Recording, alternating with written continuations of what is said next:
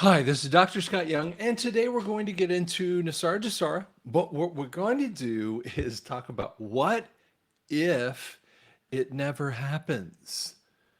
Now, that's going to be weird, but it is a question that was asked, and I'm going to explain how this actually works. I don't think I've ever really explained it super well for you, so that's why I kind of went backward. My wife and I were talking about this exact same topic, and I'm like, I think I've explained it. She goes, I don't know that you have. So that's why we kind of did it here. Okay. So, what if it never happens? Like, and comes from directly from a viewer question. By the way, you can go to drscottyoung.com. You can download kind of things. You can donate if you'd like to. I really appreciate that. Important for me though, with the YouTube channel is make sure that you share and like it, because I am getting destroyed on views. They're stealing views left and right. So you need to share it as much as possible. When you put likes and when you put comments in there, it really helps me out with that stuff too. It's because I get like maybe a fifth of the monies that should be available for someone who does what I do with this stuff with the YouTube channel. So it would help me a lot. So that will make a difference. Okay. So anyway, let's get into this, because here's the viewer question that was stated here. Again, I don't sell anything. I mean, you have books, make a little tiny bit of money on the YouTube, and but I don't sell anything any other way. So I'm never going to direct message you. I get people ask this all the time. Am I talking to you online? No, you're never talking to me online. Okay. You will know if I'm talking to me online because I'm emailing you, and you've emailed, at info@drscottyoung.com. That's the only way that you're ever going to do this. But block and report anyone else is trying to sell you any kind of crud. It's always that QFS crypto crap. Okay. So just ignore that stuff. Okay. So Stephanie actually asked an interesting question, and she goes, I followed your channel for several years. So hi, Stephanie. I'm not trying to, it is not about belittling you, because this is like a huge question everyone's is asking. Okay, so don't feel like I'm pulling you out just on this kind of point here. Okay, what if NESARA never comes? Not asking for assurance that it will. What's the reality if it doesn't happen? So she's basically saying, what if it doesn't happen? Are we all in or nothing situation? Either everything gets fixed or we are beyond screwed. No, this reason why I like this question is how she frames it. Guys, you got to be careful about how you frame things. I mean, I talk to lots and lots and lots of truthers, okay? And you can't know what you guys feel like. And so your words are the only way you say it. And if you don't ask it with a little bit of civility, you're not going to get a normal, fun reaction to you. Okay. You might be upset about something going on, but actually ask with some civility. Okay. That will make a difference. And Stephanie does a great job. So don't get me wrong. She's just actually asking a great question. So I'm going to answer it without going into this point, but basically you could read what I actually said. I've been up since 3:45 in the morning, so I need a little extra caffeine. All right. So let's talk about this and go through it a little bit closer, because the Great Reset is their thing. Okay. It's what they want to happen. CBDCs. You've heard this, but many of you haven't really researched this. And I have a guy that texts me all the time, and he's telling me, new information or banking information that's happening. And I go, and he texted me something the other day, and he goes, he was talking about the EBS, and he was talking about great stuff that, you guys have watched me. You've actually heard it. You know what it means. And he goes, I don't know if this is good or bad. And I'm like, dude, invest in like studying this stuff. I'm not the only one talking about it, but you got to invest, right? Well, I have a short attention span. I can't fix that, man. You're talking to a dude who has a learning disability. I have a stuttering disorder. I have problems when it comes to some of those ways that you look at things. And that actually gives me an advantage in a couple ways, but it's a disadvantage in a lot of other ways. So it's a lot harder for me to read things or to, absorb some other information. So I have to study harder than most people do. So here's what you need to know. CB, central bank, digital currency. Now, first off, let me pull this off the screen for a half second because I really want you to hear me here. NESARA is about sovereignty. It's about Australia being her own country, Austria being her own country, not tied. I mean, I use those two. I didn't even realize I was doing this. Okay, but I'm telling you what I'm thinking. It's in the inside. Austria has always been a part, like Austria-Hungary Empire. It's been a part of Germany or Germanic kind of conversations, right? And so, or they've been part of the Cold War over, the Soviet and Eastern powers versus the Western powers. And I mean, they've been a pawn in many ways. And Austria really hasn't been, it's relatively Germanic, but it's never really been on her own. They've a little bit right now, but they've really never been on her own. Australia, they were a prison nation for the Brits. And then, but you also have an indigenous population of the Aborigines who live in the center and know how to live within, the responses of the center. And then there's obviously a mixture of the cultures that are going on in there too. And the Chinese come down, to that area. They have never been under their own sovereignty. And that is criminal to me. That is what NESARA, GESARA is about. GESARA is the global portion, okay? So it means each one of the nations are not part of the central banking anymore, not part of the control mechanism, and they're not part of Great Reset. This is what we're trying to accomplish. It sounds audacious and outlandish because you haven't heard anything about it. But let's go back to this, okay? Great Reset actually died 5 seconds after the COVID thing started showing up. And this was in April of 2020. In the second CARES Act, Trump sublimated the Fed, which is the driving force for the central banking powers. He defunded them and shoved them underneath the Treasury Department. And when they were talking in the summer of 2020, defund the police, in essence, in a real kind of sidelong manner, I was laughing at the cabal. Now, it took me a little time to figure out, it was like later in that summer of 2020. I'm going, you're talking about defunding the police who are underneath the executive orders or the or the governmental control, whereas military is outside of it. And I'm going, you're trying to defund the same police that you would actually call if there's an emergency. I mean, and yet I believe it was partly a code. The code was, we're defunding the government. That's what CBDCs, central bank digital currency. I mean, no, that's actually the offshoot of the Great Reset. And that is not happening. Let's go through it a little bit. I'm sorry, bring it up on the screen. First off, they want removal of all the guns and many freedoms. They almost did it. And they keep telling you that kind of stuff. They're pushing their narrative. One of the reasons why we're going to have an EBS or an EAS is Derek doesn't like EBS. He likes the EAS. Fine.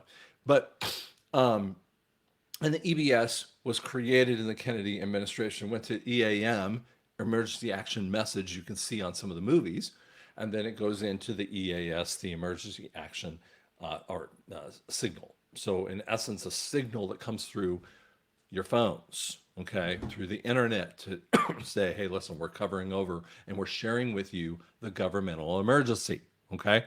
which we're going to see that kind of stuff. It's because these idiots won't have control anymore. When that happens, they lose all control. Because I always hear, well, Biden's got to be out, or Kamala's got to be out before NESARA can happen. What do you think the EBS is? They're already done, but you're going to hear that it's done. And that's really for the normies. You guys should already know it's done. We're just trying to finish the narrative.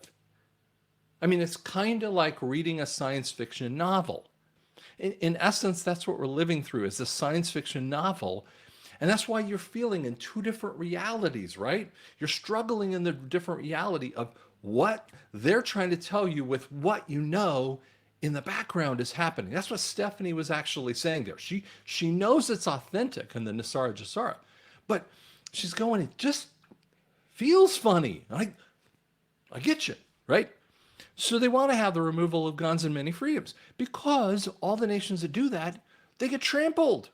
That's what the Chinese are struggling with that. They want to federalize almost all subsidies that go to the states. See, when the federal government is the key, the states can't operate their budgets and their responses without the federal government. And that's what Democrats have wanted from the beginning. From the beginning. And what's interesting is that in the very beginning, we had Alexander Hamilton, who brought in the first Bank of America, in essence, not Bank of America, but you get the idea, this nationalized bank. And that is the democratic idea, that banks would control the systems. And when they federalize it, what it is money to do what I tell you to do, which is one of the reasons why the UBI is not happening.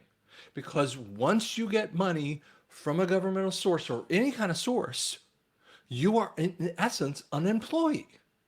If you work for me, you're my employee, right? You're underneath my policies and procedures. Sorry. That's what it means, okay? And we're trying to break all of that stuff. We're not talking about Social Security and disability. We're talking about that other part. But it's the same kind of problem that we're struggling with that. But they've almost done this. But yet you see it sort of there. They almost accomplished it in totality. The election and voter blank, you know what I'm talking about, on a massive scale, they've already done that level of sickness. Now they did it. They did it in 2020. They did it in 2022. That's why I keep saying to you, like, how many Cabal elections you want to do? I mean, literally, tell me when you go, I'm done. I'm not doing your Cabal elections. Today is August 1st, right? Several days ago, whatever it was, maybe this weekend, Venezuela had an election. Maduro, however you say that term, he lost. There are screens that show he super lost. He didn't just lose it like a little bit, like a 49-51 kind of thing. He lost like 60-70% to 30-40%. It's a big difference in how much he lost. And then we're seeing the people rise up. And by the way, that is telling you another calm of, we're not doing this, because if we did that, this whole thing goes to hell in a handbasket, because that's what Venezuela is doing. Oh baby, that's a really kind of cool thing that's happening. But that messes those people up. It's actually a statement to the cabal saying, you do this, the people are going to rise up, and the military are going to go along with them, and you're done. You guys they think they can get away with it. That is terrifying them. They're absolutely shaking in their little booties, okay? Or their little undies or whatever their diapers are wearing. They want to squeeze the economy until while increasing the IRS taxation with hyperinflation. Now, this sort of occurred with an increase in IRS taxation occurred in the Obama administration, but it didn't come with hyperinflation. Hyperinflation is now happening to us from a price level because the money is worth so little, but they're not taking in more IRS taxation. They should be at, basically instead of losing $1 to $2 trillion a year, which frankly they're adding $1 trillion in debt every 100 days. They never pay down the debt. They're only paying, and now because interest rates with the Fed, with the central banking issues, are 4 to 6%, whatever the exact number is. Because you're looking at the prime rates. Those are called prime rates. When you have a mortgage, you're prime plus 2% or whatever that number is, depending upon your credit rating, right? And none of that stuff is going to be relevant anymore. We're not going to do compound loans anyway. But if we had had high taxation and hyperinflation, we would be in a world of hurt. I mean, you guys think we're in a world of hurt right now? It would absolutely shut the economy off. We are shutting them down from getting almost any IRS taxation. It's the lowest that it's been in a very, very long time. They almost did this. The candidate runs on fixing problems by killing off student loans by 1/3. And here's what that means.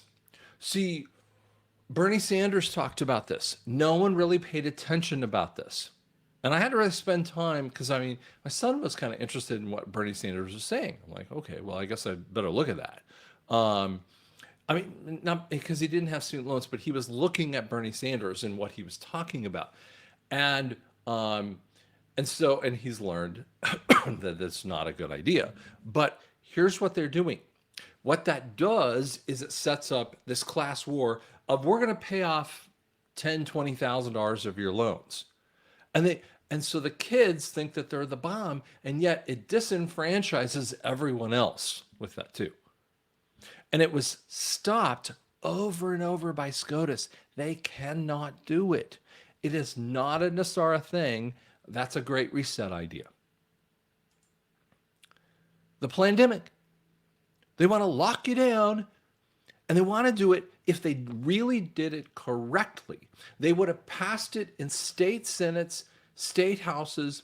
The governors would pass it as a law. And you would have seen the movie Contagion. Go watch the movie Contagion. That's what they wanted to do. Have something that you're bleeding out your nose, bleeding out your eyes.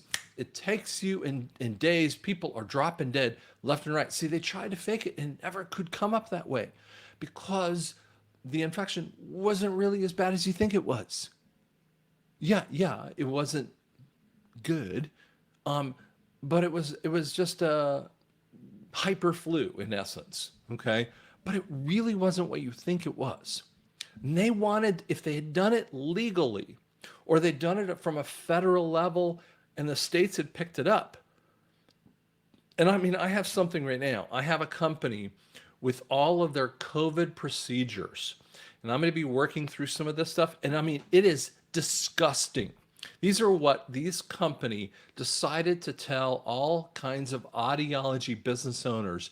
This is what you do to your employees in essence. And then they give these religious exemptions and other kinds of things for the jabby thing. And I'm like, you guys are sick. And I called them out on it because it wasn't done legally. What they did it by is mandate, which is why I say it's almost. They would want to have a nuclear event days to weeks into the next election. I didn't write that in there because it's hard to put all that stuff in there.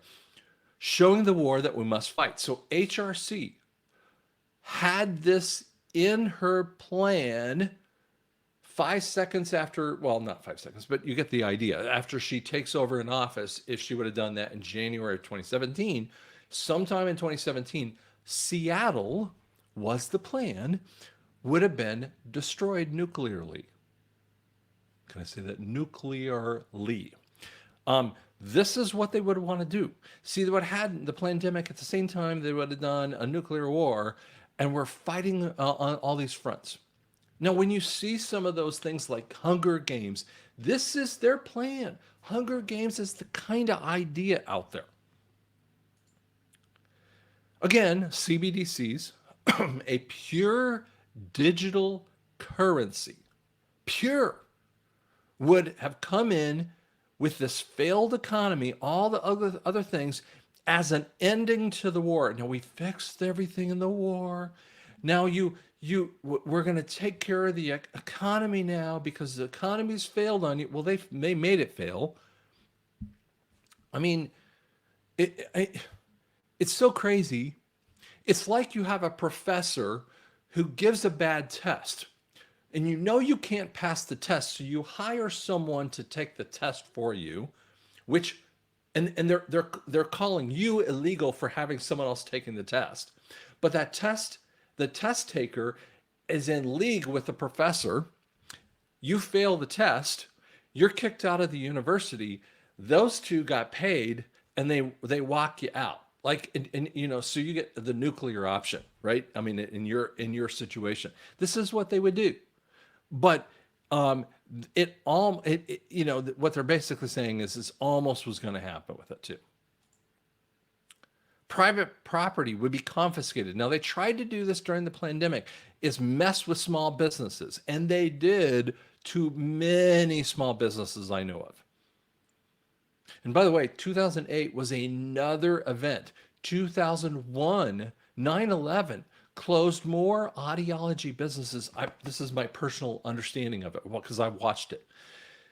It closed off in the state of Oklahoma from the 9/11 timeframe. See, you don't understand that so messed up businesses.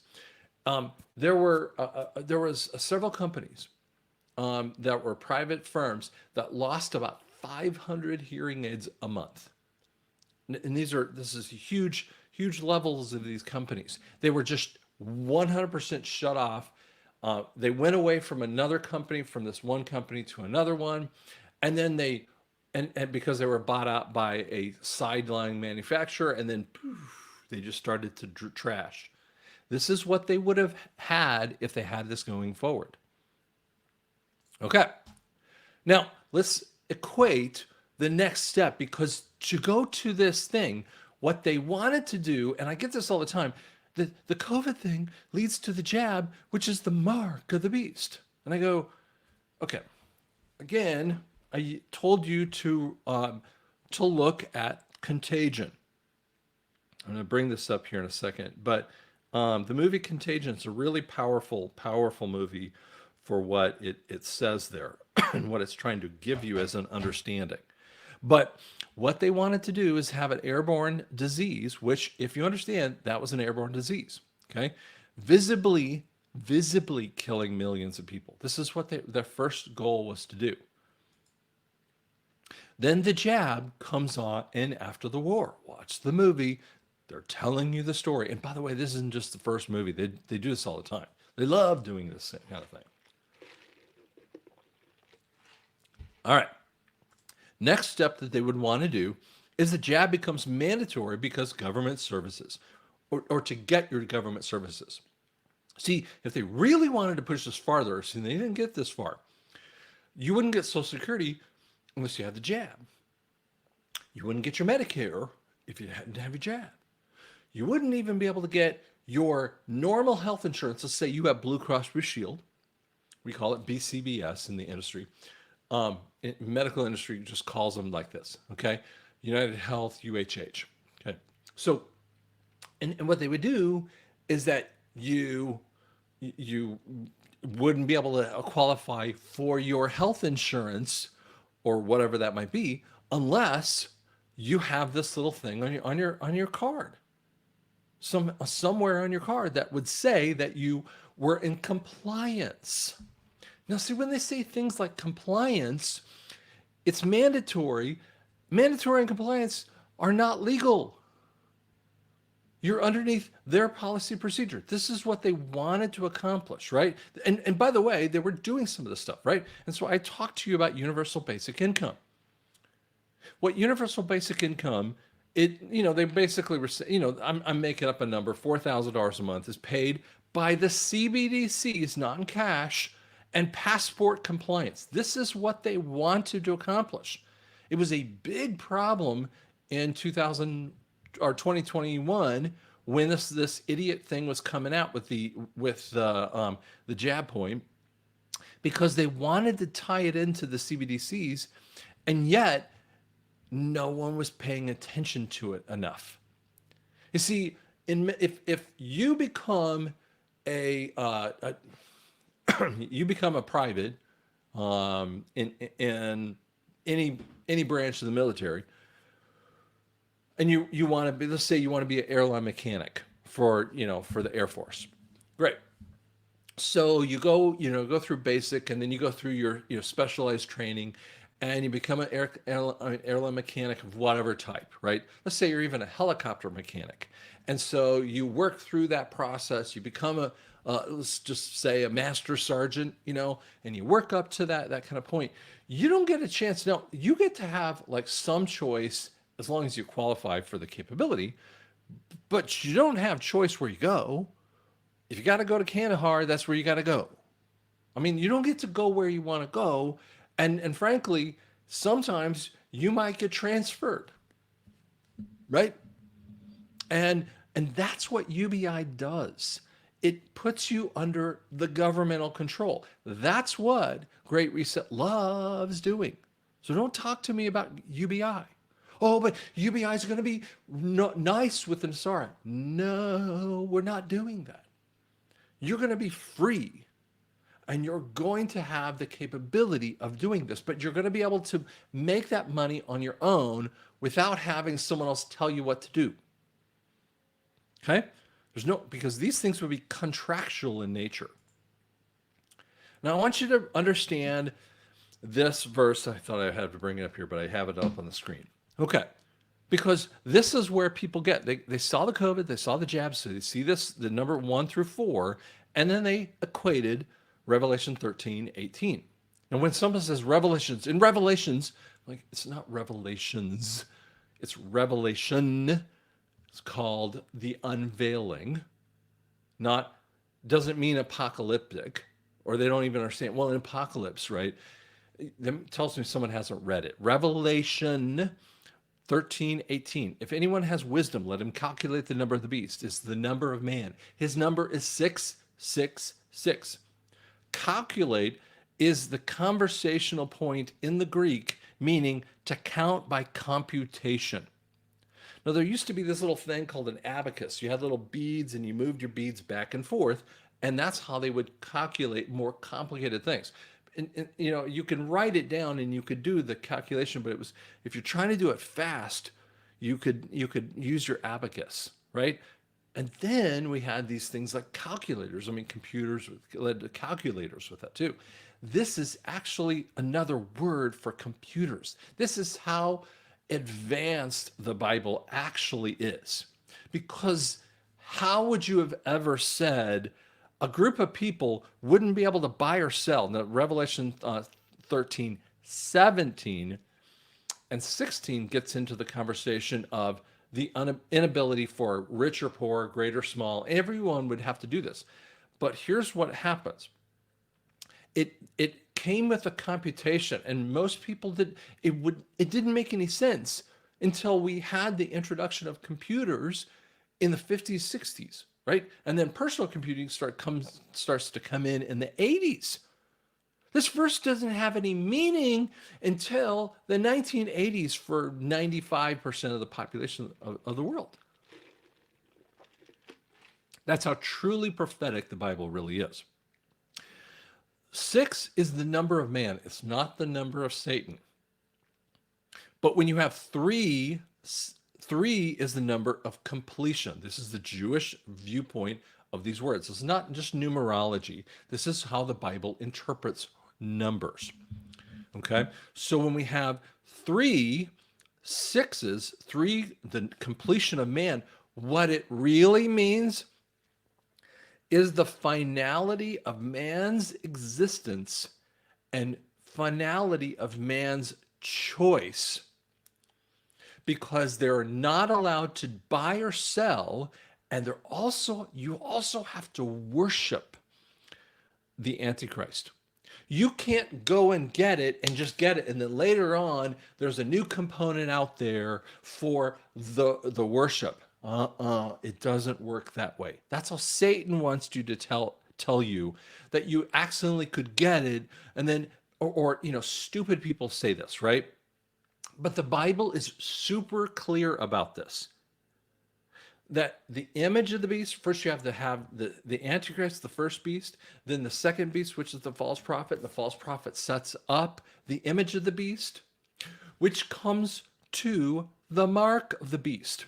Now, when I say the finality of man's existence and choice, you see, if you live till 81 years old, and let's just say right now you're 45 years old, okay? So you're essentially halfway through, okay? A little bit over.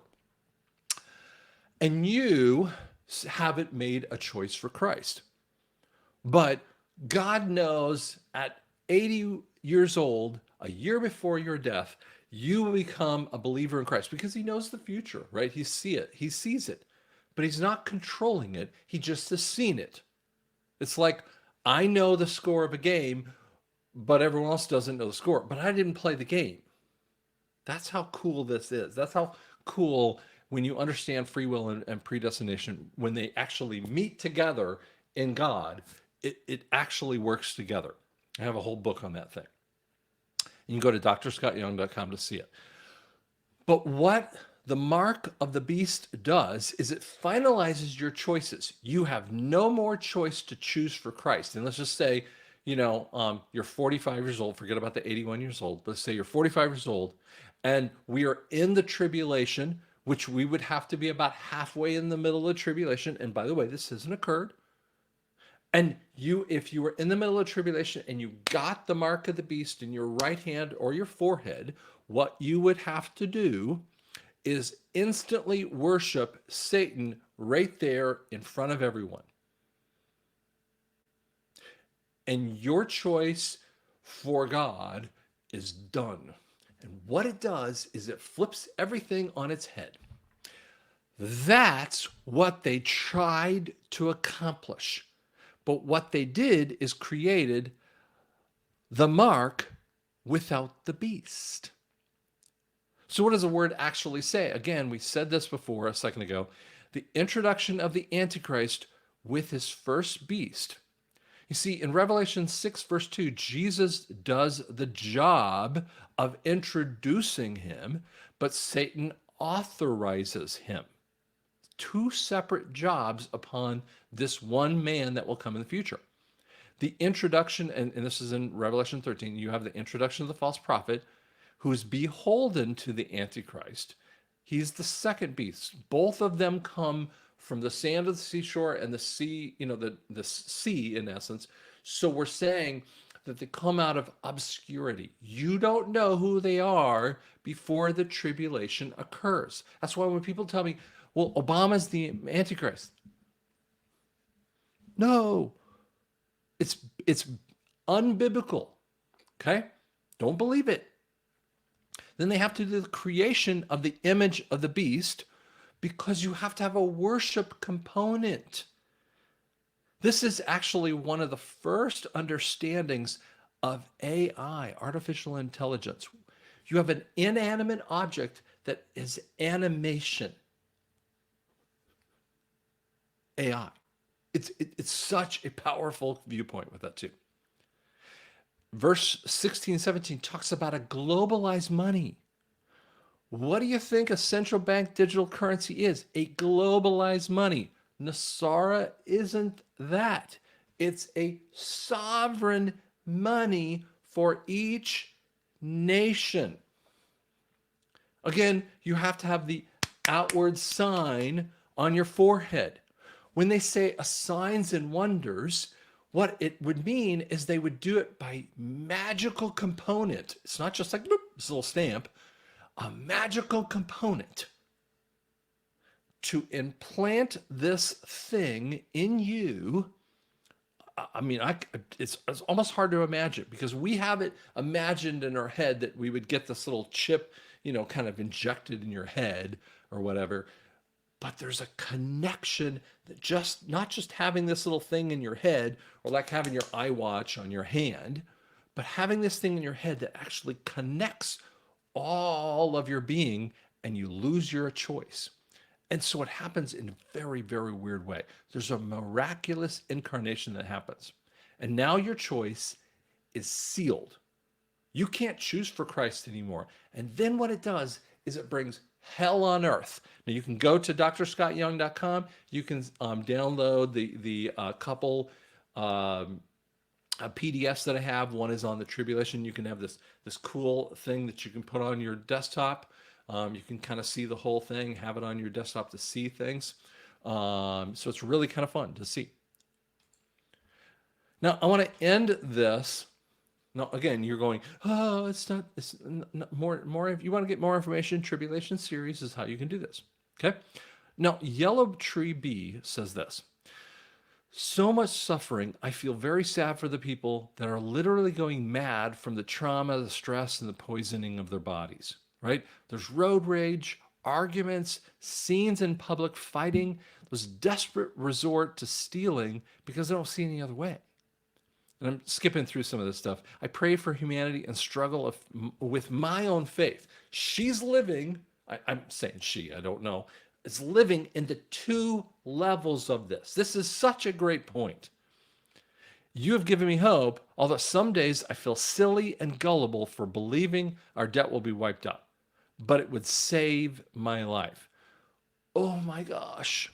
And I said, man, you got a great point here. But let me tell you, pull this off the screen. Do you know, let me end this one point. Do you know that debt forgiveness is actually in the Bible? The word called sin is harmatia. And to be forgiven of your sins is to say forgiven of your indebtedness to Satan. To be forgiven of your indebtedness to systems is the same thing as the debt forgiveness of your soul, but the debt forgiveness in the monetary system. It's a way of creating slavery. And I'm telling you right now, when we see this on a global scale of this, it is going to release things in the spirit realm in a good way, that it's going to mess with people and it's going to rock things that need to be rocked. And I believe that we're going to walk into a post-NESARA time frame. It is not millennial reign because the tribulation's still got to happen down the road. But several years, I don't know what the number is, and I don't worry about that. That's for God to figure out, okay? But for several years, one of the jobs that I believe I'm supposed to do is not just talk about this, but prepare the bride of Christ. I just heard that exact same word from a friend of mine named Dr. Jeff Swanson, who I wrote a book with a while ago. It's a series called Foretold. You can watch it. You can read it on DrScottYoung.com. You can do it as an Amazon book, or you can do it as a physical book. I'm a physical book kind of guy. But Jeff was like, dude, I think I'm supposed to prepare the bride. Now, he does a lot of marriage series and other things. And I'm like, dude, that's exactly what I'm supposed to do too. Well, he's going to have a lot of people doing this, right? There's a whole bunch of people. Fran Fosdick. Oh my gosh, she is totally into that too. There's a lot of people thinking this way. Anna Kate, who've had on my channel here, absolutely is thinking this way too. There's so many people that are thinking about preparing the bride for the bridegroom. Guys, I know you're living in dual world here, right? It's like one foot in the camp of the world and one foot in the camp of God, and it messes with you. Once they start to come together a little bit, we're not in the millennial reign, but we are in a new reality that you are taking a leadership step forward. That's coming. It's so exciting. You should be super excited for it. You should be, every day that we haven't been there is another day for you to prepare what God's going to do. And when you start doing that, you stop worrying about every little thing out there. And trust me, it's as hard as for me as it is for you. But it takes me every day just to be in a level of serenity and peace. So I hope that helps you out. Hope it gives you some unique way of thinking about it. Thanks so much.